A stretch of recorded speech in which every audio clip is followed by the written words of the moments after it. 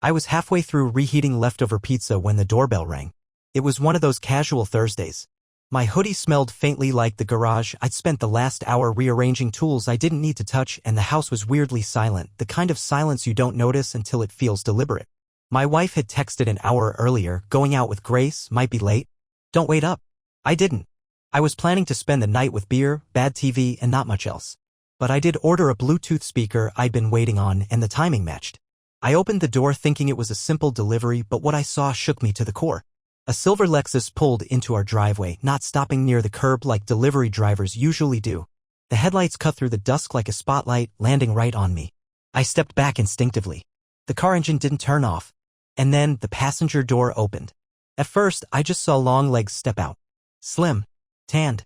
A short, sharp heel clicked against the concrete, not in that overdone dramatic way you see in movies, but with a rhythm that was practiced. I didn't recognize the woman who emerged right away, probably because I didn't expect to see her in that dress. That wasn't the coat Melissa wore earlier. That wasn't the bag she left with.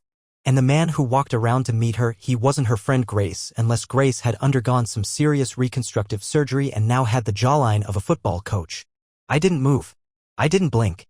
I just watched them. They didn't notice me. Not yet. They stood under the porch light, not 5 feet from where I was hidden behind the door's edge. She was laughing, her head tilted back, fingers brushing his chest. He leaned in close and said something I couldn't hear. Whatever it was, it made her grab his arm and pull him in. They kissed. Not nervously, not like they were doing something new. This was the kind of kiss two people fall into when they've done it 100 times and know exactly how the other tastes. Her hands were in his hair. His hand was under her coat. And then she said something that burned its way into my memory like acid. Next time, just use the code. He never checks the cameras. It took me a second to realize what she meant. Code. The code to our garage. I stepped outside. She flinched like I'd appeared out of thin air. The man turned slowly.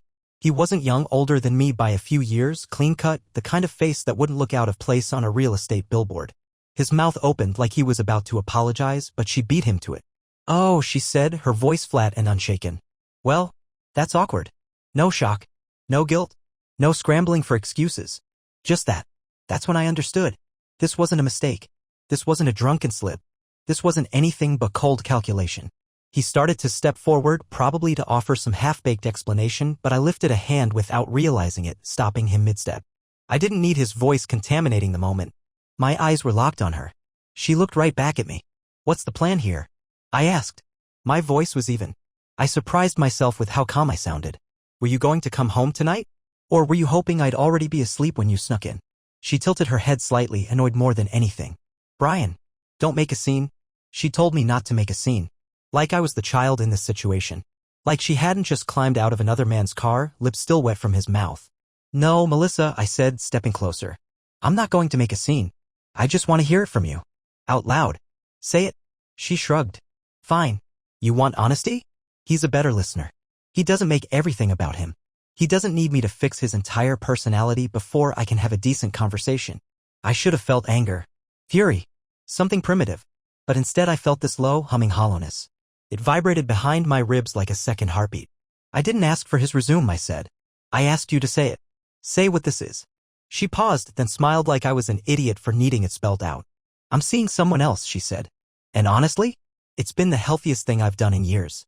The man, her someone else, shifted his weight awkwardly, clearly wanting this to end. I looked at him once. Just once. Not to scare him.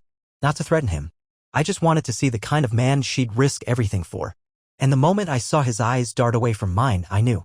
This wasn't about love. Or even attraction. This was about power. She wanted to prove she could. That's what this was. I didn't say another word. I turned and walked back inside. I closed the door gently like it was just another evening, like the pizza still mattered. And on the other side of the door, I could hear her laugh. Not at him. Not at anything he said. She laughed like I'd just given her the final piece of what she wanted. And in that moment, I realized the game had already started long before I ever knew I was playing. I didn't sleep that night. Not really. I lay in bed with the light off, fully dressed, staring at the ceiling while the house around me settled into its usual creaks and hums. Every sound felt exaggerated. The fridge ticking. A pipe groaning. A single moth battering itself against the hallway bulb outside the bedroom door. The silence wasn't peace, it was pressure, compacting everything I thought I knew into something too small to hold it all. She didn't come in. I don't know if she went back to his place or just drove around to kill time until morning, but the fact that she didn't even bother walking into the house told me what I needed to know. She didn't think I'd do anything. And I didn't. Not yet. At 6:03 a.m. I stood up, walked downstairs, and made coffee like I was running on muscle memory. I opened the curtains, looked out into the soft gray morning, and felt something unfamiliar settle in my chest. Not rage.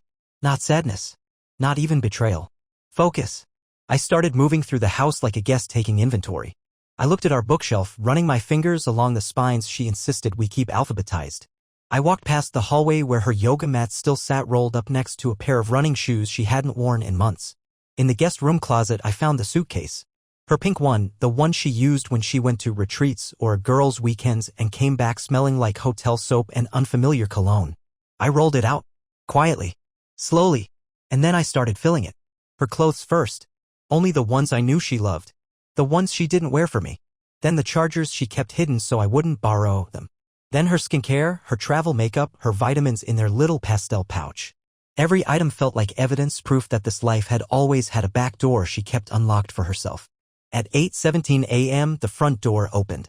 She walked in like she'd just come back from an early brunch. No shame. No apology. She tossed her keys in the ceramic dish we got from Santa Fe and said, morning, like we were still something that worked. I didn't speak. I didn't look at her. I just wheeled the suitcase to the hallway and parked it next to the coat rack. She stared at it. Going somewhere? She asked. No, I said. You are. She laughed. Actually laughed. You're serious? I turned to face her. You don't get to gaslight me in my own house, I said. Not after last night.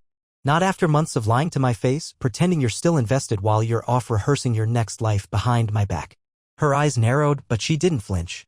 She just crossed her arms. Don't be dramatic. It's not like I've been living some double life. Really? I stepped forward, my voice lowering.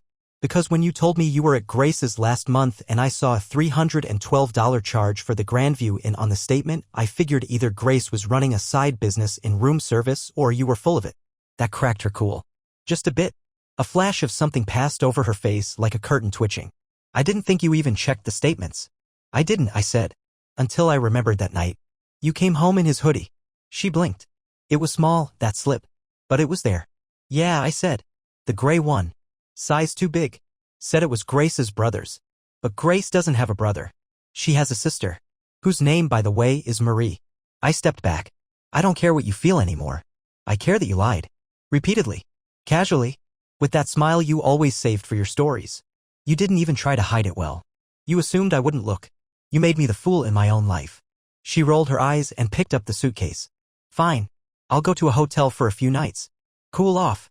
We'll talk when you're being rational. No, I said. We won't. She paused mid-step. You'll take that suitcase, I continued, and you'll go live your healthy, exciting, secret life. But don't come back here. Not for a conversation. Not for closure. And especially not for me. She stood there like she was waiting for me to fold. I didn't. Eventually she left. No tears. No final words. Just the soft click of the door as it closed behind her. And when it did, the silence that followed felt different. Not heavy. Just empty. A silence that I could finally call my own. The first full day without her felt like someone had turned the volume down on the world. Everything was still there, the furniture, the smell of old coffee grounds, the slight mess in the bathroom drawer, but it all felt abandoned, like a movie set left behind after filming wrapped. I kept expecting to hear her laugh echo from the hallway or the sound of her heels tapping into the kitchen, even though I just watched her walk out less than 24 hours ago. But she was gone. And then the text came. It was 3:42 p.m. I was sitting on the edge of the bed, still in yesterday's clothes, laptop open but untouched. The notification lit up my screen. Melissa, we need to talk. You're blowing this way out of proportion. I stared at it. No apology. No remorse. Just control. Her tone hadn't changed. It never did. She was always 5 steps ahead in any argument, shifting the blame before I had time to process what I was even upset about. But this time I didn't reply. I let the silence do the talking for me. 10 minutes later, she called. I let it ring. Then again. Then once more. Still nothing from me. And then finally a new message. This one hit different. Melissa, I'm coming by to get the rest of my stuff. Don't make this difficult. I felt something rise in my chest, a slow, dense heat. Don't make this difficult? After what she did. After months of watching me like I was some antique she could keep dusting until she traded up for a better model? I stood up, grabbed a box from the garage, and went room to room. Not like a man sulking. Not like a man breaking down. Like a man preparing for a war he hadn't chosen but wasn't going to lose. Her drawer in the bathroom? Emptied. Neatly packed, labeled closed. Her books on the shelf? Every single one with her name inside the cover boxed. That dumb painting she bought on impulse from that overpriced art market? Already wrapped in bubble wrap. By the time I was done, there were 4 boxes and 2 bags lined up neatly in the foyer. When she arrived at 6:11 p.m., I didn't open the door for her. I watched her through the peephole. She knocked once. Waited. Knocked again, this time louder. I opened the door halfway. She looked inconvenienced. Dressed like she was ready for dinner with someone else. Subtle makeup. That necklace I got her for our 3rd anniversary, still wearing it, even now. "You're not letting me in," she said, cocking her head. "No," I replied. "Everything's there. Take it and go." Her eyes darted behind me like she was trying to see if anything had changed. "This is ridiculous, Brian. You're acting like I murdered someone." I stepped aside just enough to gesture to the boxes. "You lied to me. Slept with someone else. Brought him into her house. That is a kind of murder." She rolled her eyes. "Oh, please, spare me the poetic heartbreak. You were never in this marriage, Brian. You just played house and expected me to be the background decoration. I gave you so many chances to wake up." I laughed, a sharp, bitter sound that startled even me. "You gave me chances? I worked 2 jobs when you wanted to launch that skincare brand. I sat through your silent dinners. I even made excuses for you when you came home smelling like someone else's cologne and said you were just testing a new scent at Sephora." She faltered for just a second. "That was new. You always needed to be the star," I continued.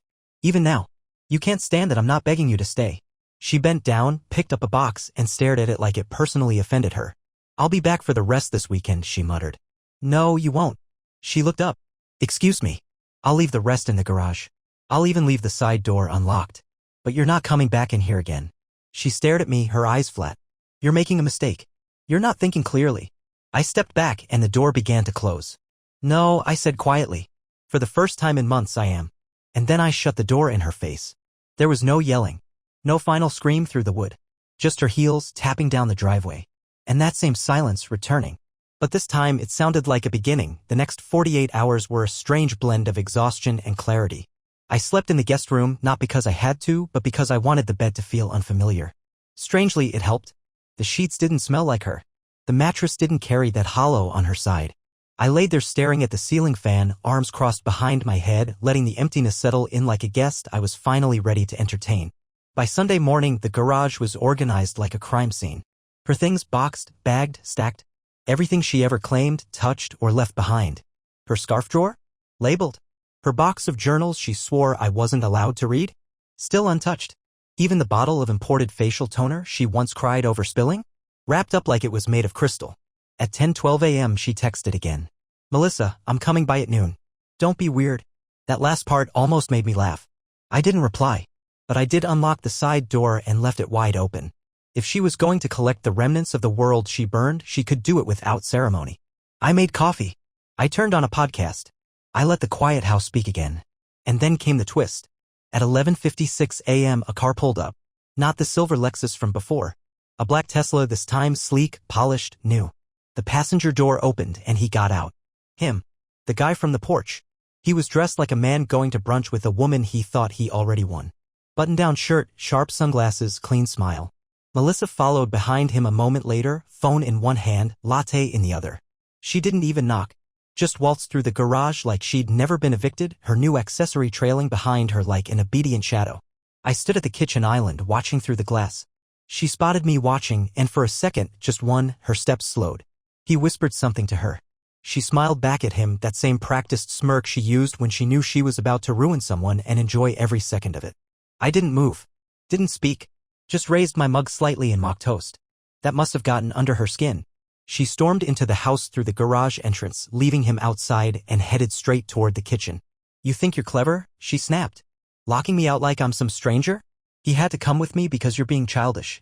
You're here for boxes, not therapy," I said calmly. "You know, for someone so boring, you've suddenly developed a real flair for dramatics." That's when I saw it. Her hand. No ring. She'd taken it off. Not even trying to fake loyalty anymore. "So," I said, "this is him? The man worth detonating everything over?" Her jaw tightened. "Don't do this." "No, I mean it. Let's meet him. Let's hear his qualifications." She didn't speak, but he'd wandered in by then, probably sensing the temperature had dropped. "Hey," he said awkwardly, extending a hand. "I'm Ryan." I didn't take it. Just looked at him, then back at her. Ryan, I repeated. Does Ryan know about the other guy? His eyes darted to her. What? Melissa's face snapped toward me, pale now. Oh yeah, I said, turning to Ryan.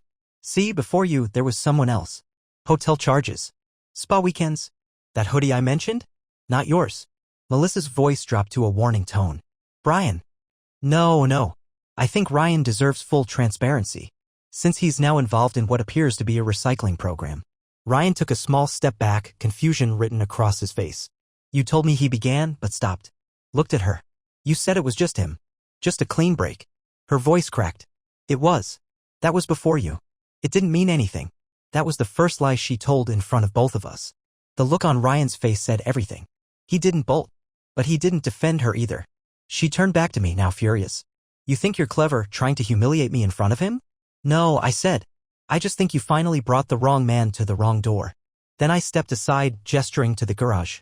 Take your things. All of them. And if you forget something, consider it mine. Ryan said nothing. He didn't help her carry anything either. She left 5 minutes later, boxes in hand, silence between them. He didn't follow her. He stood there a little longer, avoiding my eyes, then walked back to his car like someone who'd realized he'd wandered into a fire he wasn't dressed for. When they pulled out of the driveway, I felt no triumph. Just confirmation. This wasn't heartbreak. This was revelation. And it was only getting started. Monday started with a new kind of tension. Not sadness. Not anger. It was like waiting for the second shoe to drop, only you already knew who threw the first one and that she probably had a closet full of spares. I spent the morning cleaning out the fridge, tossing expired leftovers, clearing the smell of a life that wasn't mine anymore. I couldn't explain why that mattered, only that it did. Something about removing her almond milk and overpriced beet juice felt like an exorcism. Then came the email. Subject line. Just being civil. From Melissa. It was short. Calculated. Like she'd typed it with one eye on the mirror and the other on the clock. I hope you can be an adult about all this. I left my gray blazer and a pair of flats under the entryway bench. I'll swing by later this week. Don't make things messier than they already are. Messier? As if she hadn't driven a stolen bulldozer through our marriage. I didn't respond. I archived the email and left her blazer on the porch rail, pinned under a rock like it was lost property. The shoes? I donated them. Not out of spite, because I knew what it would do to her. That pair had a story. An ex she'd guilt into buying them on their trip to Miami, which she'd casually told me was a disaster before we started dating. Those shoes weren't just shoes. They were trophies. And now they were gone. That night, I got a call from a mutual friend, Carter. Carter and I go back to high school. We'd grown apart over the years, mostly because Melissa hated him.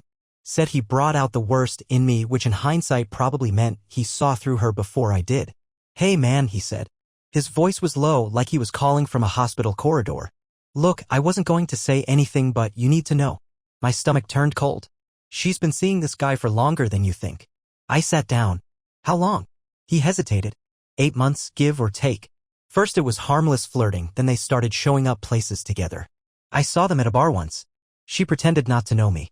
And then she told everyone you were on a break. We weren't on a break, I said flatly. I know. That's why I'm calling. There was a pause. I also overheard something, he added. I didn't want to believe it, but she said you wouldn't fight back.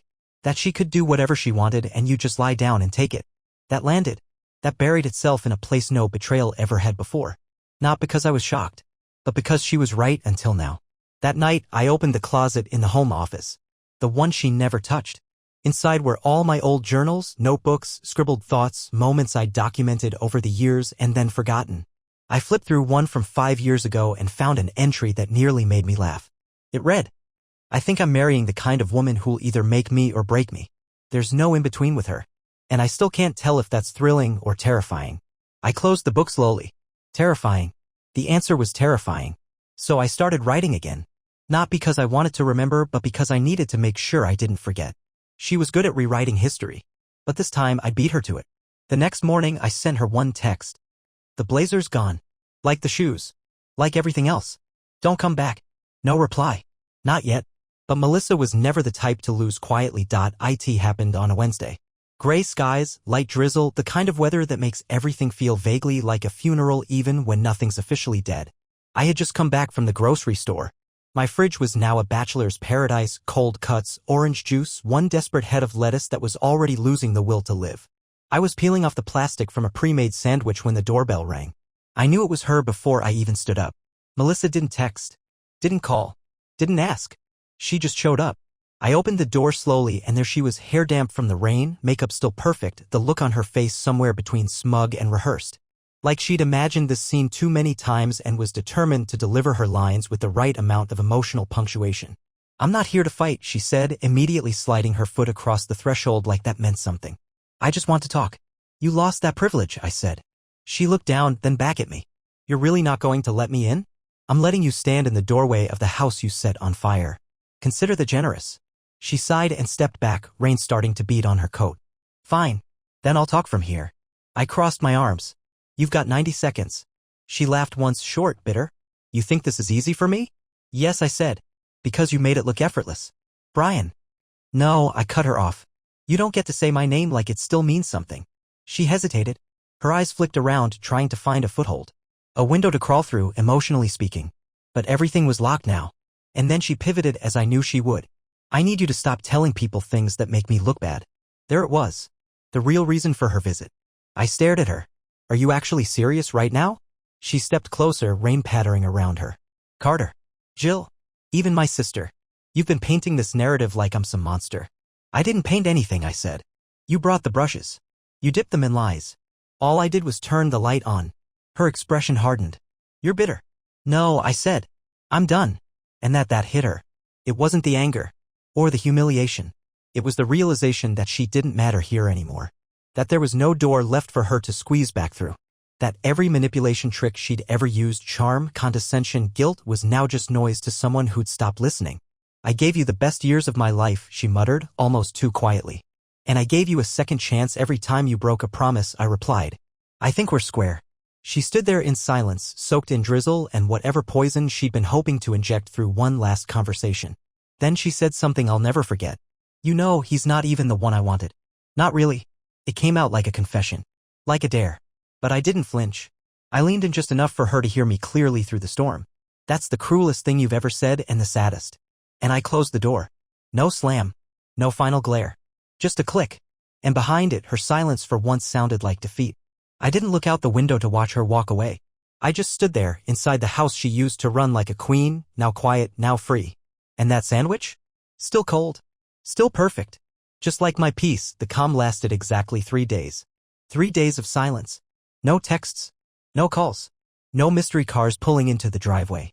Just me, my thoughts, and a growing sense that maybe, just maybe, I was finally free of her gravitational pull. Then came Friday. 2:17 p.m. I was in the middle of an online meeting when my phone lit up with a number I didn't recognize. Didn't answer it. Let it ring out. 10 minutes later, a voicemail came through. I clicked it the second my meeting ended. The voice was unfamiliar. Male? Polite. Too polite. "Hi, Mr. Hartley. This is Trevor Simmons, attorney for Melissa Connolly.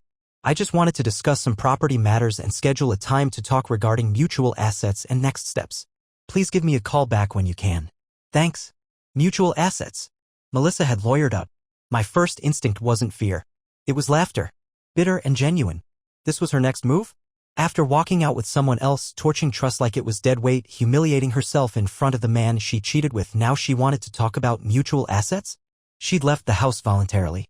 Her name wasn't even on the deed, something she insisted on years ago because, in her words, paperwork is claustrophobic. I had paid every mortgage installment, every home repair, every upgrade. Alone. But this was the real Melissa. The post-game strategist. When charm failed and manipulation lost its teeth, she turned to legality like it was a second skin. I called Trevor Simmons back. "Mr. Hartley, thanks for getting back to me," he said, like we were about to play a round of golf instead of wade through her latest betrayal. "What exactly is she after?" I asked, cutting through the pleasantries. He hesitated.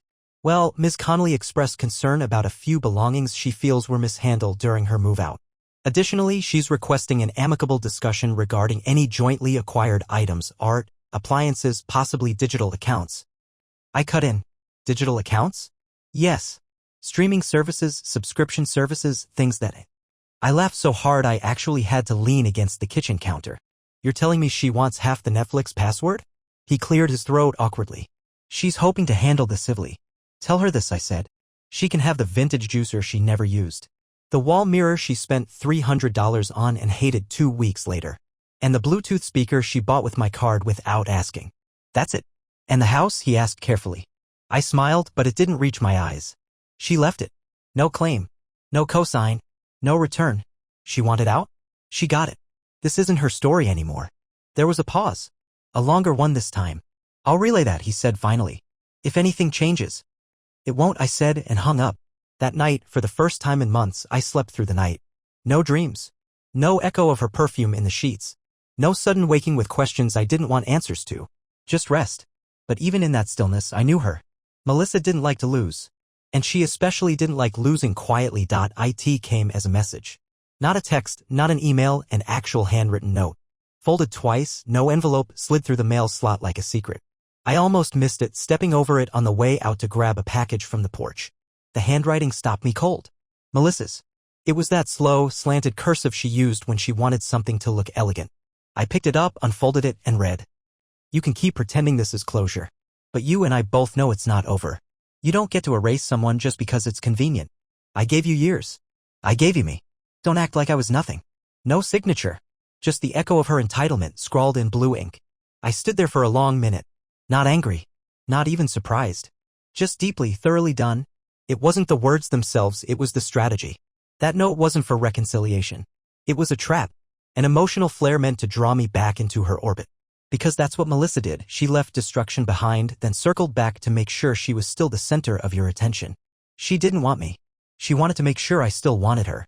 I left the note on the counter untouched. It sat there like a dead thing, proof of one more attempt to rewrite the ending. But later that afternoon, the second twist came. I was at the local hardware store, picking up shelves for the office, when my phone buzzed. It was a friend, Elise. We'd known each other a few years, mostly through group events Melissa used to host before she got bored with pretending she liked people. Elise didn't waste time. You should know she's telling people you cheated first. It hit harder than I thought it would. She said what? I asked, barely keeping my voice steady. She told Lila and a couple others at brunch that you'd been distant for a long time. That you emotionally checked out months ago and that she found comfort elsewhere after trying everything. That phrase again. Comfort elsewhere. Sanitized, weaponized. She's also implying you were hiding things from her. Financially. I nearly laughed. I paid off her student loans, I said. She didn't even know what our insurance deductible was. She once asked me what a Roth IRA was while scrolling through Gucci boots. I know, Ellie said. That's why I'm telling you. Some people believe her. You should probably get ahead of this. I hung up and sat in my car, surrounded by lawn fertilizer and screwdriver sets, realizing that Melissa's final play wasn't legal or romantic. It was reputational. She wasn't just trying to walk away clean, she was trying to turn me into the villain in the story she destroyed. The crazy part? It was working. People were starting to talk. The same people who toasted us at our wedding, who commented couple goals on our photos, who texted love you too every New Year's Eve, were now leaning into her version because it was easier than facing what she really was. So that night I wrote my own story. Not a rage post. Not revenge. Just the truth. For me. For the record. I started with one sentence. She told me I was overreacting while standing on my porch soaked in another man's aftershave. And I kept going. The porch. The lies. The hotel receipts. The confrontation. The line she crossed and the parts of myself I let die while trying to keep something alive that had already rotted. By the end of it, I had a document so raw, so detailed that it made even me wince.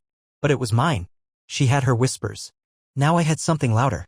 And I wasn't planning on keeping it private forever. It was almost poetic how everything came back around. The next day, I received a friend request on an app one hadn't used in months, one of those old social networks Melissa used to claim was beneath her. The message attached to it was one line. You've got people talking. Thought you should know. I didn't recognize the sender.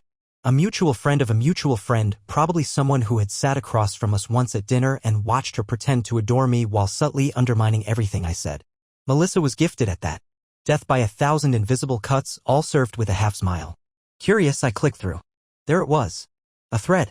A discussion. A screenshot of my post. It had leaked. Someone I trusted, maybe Elise, maybe Carter, had shared it privately and it found legs. It wasn't viral, but it was making rounds in the exact corners of our social universe where Melissa thrived. The ones she curated with surgical precision. Lifestyle bloggers, Pilates instructors, tech consultants with filtered relationships and perfect patio lights. The post wasn't angry. Just honest. And that made it lethal. People were reacting. One comment read, "Wait, this is about Melissa Connolly. Didn't she cheat on her ex before Brian too?" Another. "Saw them once at an event, she barely looked at him." Like he was a chauffeur. And the one that made me pause. This guy writes like someone who finally remembered his worth. That hit harder than the rest. Because I hadn't felt worthy in a long time. Not of sympathy, not of clarity, not even of truth. I had spent years orbiting Melissa's emotional black hole, trying to rearrange my own personality to survive the gravity of hers. And now? She was the one spinning. That night, the inevitable happened. Her name lit up my phone. No caller ID tricks. Just her. Bold. Direct. I let it ring. She called again. The third time, I picked up. Her voice was breathless, somewhere between fury and desperation. You think this is funny? Funny? I repeated. You think airing our dirty laundry to strangers is justice? You think turning people against me is going to fix your broken ego? I let the silence stretch. Then I said, I didn't name you. She hissed. You didn't have to. That's the difference between us, I said. You told people lies and hoped they'd spread. I told the truth and they connected the dots themselves. She didn't respond at first, but I could hear her breathing sharp, uneven. You made your bed, Melissa, I said quietly. And for once, I'm not climbing in next to you to fix the sheets. You loved me, she snapped like it was some kind of trump card. I did, I said. And I was good at it. You just never cared what it cost. There was a long pause. And then her voice dropped to that dangerous, velvety tone she used when trying to claw her way back into someone's heart. I made mistakes, but I never wanted it to end like this. And for the first time, I said the words I should have said a long time ago. You didn't want it to end at all. You wanted to have everything and still be the victim. That was it. The real wound. The mask pulled off. She hung up. No goodbye. No final curse. Just a click in dead air. But the silence didn't feel like before. This time, it felt like closure. It didn't end with a bang. Not with screaming, not with court threats, not even with another unwanted visit. It ended with nothing. No more calls. No more messages. No more cryptic online posts about healing and choosing peace. Melissa went quiet, truly quiet. Not in that manipulative way where silence was a weapon, but in the way of someone who realized the audience had walked out before the final act. I kept expecting something. A desperate email. A stunt. A third-party reach out from someone we barely knew saying she just wants closure. But nothing came. I think, in her mind, losing the narrative hurt worse than losing me. Because if she couldn't spin the story in her favor, it meant she had to sit in it, just as it was. A woman who torched her marriage not for love, not for some life-defining soulmate, but for control. For ego. For the thrill of being adored by someone new while someone old still sat waiting at home. And when the old one stopped waiting, the game ended. So I started building again. Slowly. I gutted the office. Took down the vision board she'd tacked up years ago and never touched. Painted the walls. Put in new shelves. Started printing out pages from the journal I'd been writing since the night she left. It wasn't a memoir. It wasn't a revenge piece. It was evidence of survival. Then I took a trip. Alone. No itinerary. No hotel reservations. Just me, a duffel bag, and a rented cabin 4 hours outside the city. I chopped firewood badly. Made terrible pasta. Read every book I'd lied about finishing over the years. And I slept deeply. Like I was catching up on years of light dozing beneath her shadow. When I came home, the air felt different. The house didn't carry her weight anymore. The silence was still there, but it no longer needed explaining. It wasn't the absence of her. It was the presence of me. 1 week later, I ran into Carter again. We got a drink. Caught up. Laughed about nothing. He raised his glass toward me midway through and said, "You look lighter." And I did. Not just physically, but in the way that people do after walking away from something heavy they weren't meant to carry. So what did I learn? That love doesn't mean loyalty when someone only loves you on their terms. That silence can be strength when used right. That truth always wins, eventually, even when it feels like you're the only one shouting it into the void. But most of all, that losing someone who never valued you isn't a tragedy. It's a release. To anyone reading this who sees pieces of their story in mine, if you're waiting for the storm to calm before you leave, stop. The storm is her. And the calm? That only starts the second you choose yourself over her chaos. I should have left the moment she stopped being kind. But I stayed. Now I've left. And I'm never going back.